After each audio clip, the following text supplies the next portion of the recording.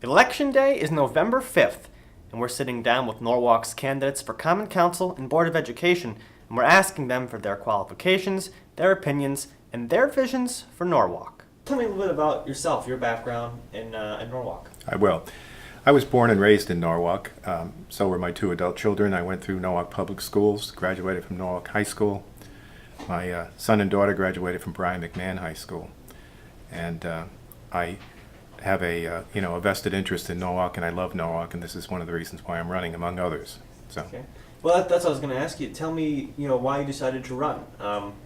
What good or bad have you seen in Norwalk? Kind of give me the root reasons why you decided that you'd like to run to be a part of its, decision-making body. I can tell you from my childhood, I was a caddy at Shore Haven when I was 14. I rode my bike from Cedar Street, my home, to Shore Haven and back. I worked at Rosenfield's hardware store in South Norwalk. It was a vibrant commercial center of the city. And over the years, Norwalk has grown tremendously and wonderfully, actually. However, I saw South Norwalk decline to a slum, and I saw it rise again. And I think the mayor's slogan about protecting Norwalk's future is right on point, because this is exactly what we want to do. Tell me a little bit about sort of, for you, Norwalk's future. What would your visions for Norwalk's future be? What are the things that you'd like to see the city prioritize moving forward? Well, I gave 3 priorities to the hour. They asked for them in the order of priorities, and priorities are always hard to pick because everything is so important. Sure.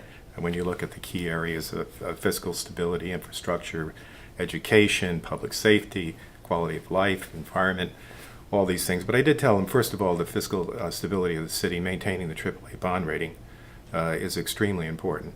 Connecticut is the worst in the nation in terms of financial management and credit, and also has the highest tax burden in the country. So I think this was my first priority, to maintain that fiscal soundness of the city, and the mayor has done that. Number 2 is education, the quality of teachers, facilities, security. Without good education, the real estate's going to be affected as well, and people are going to move out of Norwalk, not move in Norwalk, and it's going to affect the tax base.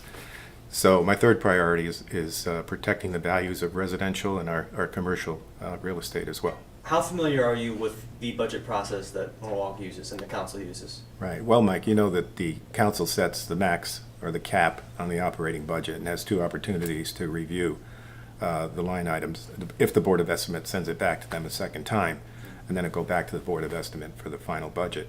So the council will look at line items, but it doesn't have any control over those. And what we would do is work to, as I mentioned, to assure that the Board of Education and that 15% that is affected by the operating budget indirectly is maintained, which the mayor has done. It's been fully funded in his administration. Right. In a situation where, say, money was tight, and when push came to shove, you really had to fight for a few things to remain as secure as possible in the budget.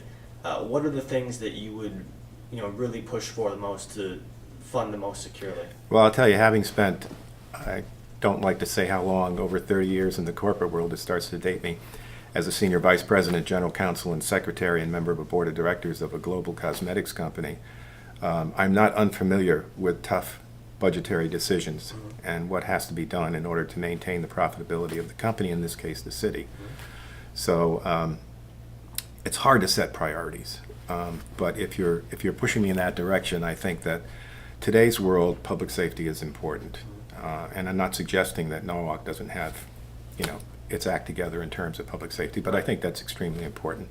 Infrastructure is important. I understand that Norwalk's bridges are probably the only in the state that are where they should be at this point. I have trepidation going over the Tappan Zee. Right. And I used to going up to Hamden, but not anymore.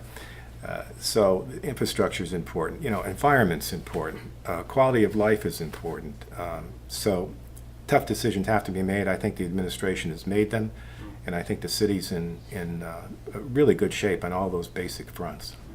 And speaking of the administration, the relationship between the mayor and the common council, what do you think that relationship should be like?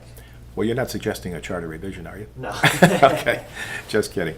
Well, of course, and again, in my business experience, I had to deal with, and I was a legal and risk management advisor and business advisor to American and multinational CEOs, not only in the United States but in other countries. And maintaining and sustaining good, solid business relationships, open relationships, where you can discuss the tough issues, you can discuss the problems, is extremely important. And I think the city, the result of that, I think that is the case with the current majority and the mayor, because you can see what shape the city's in. And I've got to know some of these folks. I've known them for years. I don't want to get back into my history, but I am from Norwalk, and was involved in politics for 25 years prior to this. But that's very, very important, and I think it can be done. You know, I had a CEO tell me one time, he said, "Joe, you know what? You know how I pick people and executives in my company?" He said, "I look at three things: competence, loyalty, and the passion with which they execute their responsibilities." And I got to tell you, politics aside, I think the mayor is extremely competent. I think the council's extremely competent. As far as loyalty is concerned, you know, officers and directors of a corporation have a fiduciary duty and a duty of loyalty not only to the company and the shareholders, and they have corporate social responsibility to their employees and the community. In this case, Norwalk is our company, its residents, our shareholders and the owners, and I think that the city's done a good job in that area as well. And passion, with regard to passion, you know, we could have differences of opinion within the party, we could have differences of opinion with our colleagues in the other party. But those differences should be constructive, they should be open, and there's no room for petty politics in that process. So that's how I feel about it.